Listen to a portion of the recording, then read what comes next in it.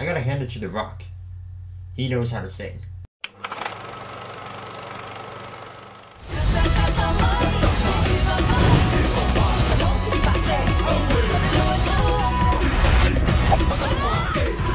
Moana! I got your back. It's Maui time! Hey guys, how are you? It's me, the Canadian Movie Buff, with a review of Moana. So Moana is a Disney animated movie, the second one this year after Zootopia. It takes place on this tropical island where our daughter the chief is like, I want to go out adventuring, but the dad's just like, nope, you gotta stay here. So she finds this little rock called the Heartstone, and now she has to go find this demigod named Maui, who's somewhere out there in the ocean, because he's the only one who can restore balance and save the world.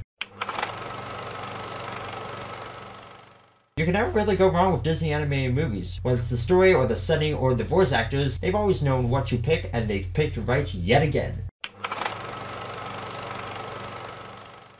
I wasn't exactly on board with this movie at first because it had Dwayne "The Rock" Johnson playing a character, and unfortunately Dwayne Johnson is starting to become a bit more of a product than an actor. It kinda sucks because Dwayne "The Rock" Johnson has a talent for action and comedy movies. However, I've always had faith in the casting people at Disney, so when they picked The Rock, I was like, alright, fine, I won't judge, I'll just wait and see how it goes. And just by listening to his voice, you could tell that he had a lot of fun working with this character. His character, Maui, is a stereotypical big, tough guy, which surprisingly enough fits Dwayne Johnson. He is a big, muscular guy after all. The soundtrack, as always in Disney movies, is excellent. You can tell there's a lot of Pacific Island influence in the music, and it was really well done. In fact, taking the Pacific Islands and integrating them to create this world was an all-around excellent premise that was really well executed.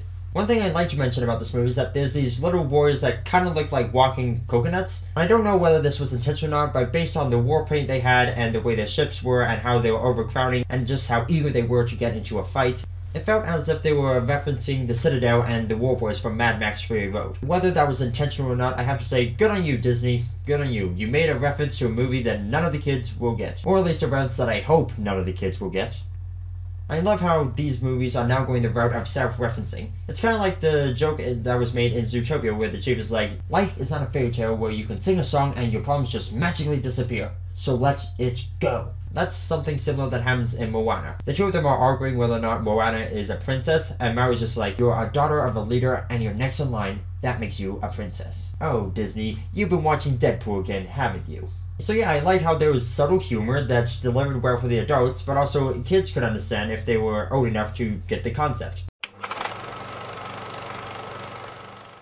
And speaking of jokes and kids who are definitely going to see this movie, there was something I really couldn't stand. You see, with every Disney movie, you always get an adorable little sidekick, usually in the form of a dumb animal. This one was no exception, where we get a chicken named Hey Hey. I didn't hate the character, but it was pretty obvious it was made for the kids. Like seriously, every 10 minutes or after a huge action set piece, this little chicken comes out of nowhere and does whatever you expect a stupid chicken in a Disney movie to do. You got this comedic sidekick who's funny for maybe a joke or two, but you have him pop up just about every other 10 minutes. That is just frustrating. As I said, it's blatantly obvious it's for the kids. It's meant to distract them after there's an emotional moment, which sucks as an adult because emotional moments are what really drive the point home when it comes to these kind of movies.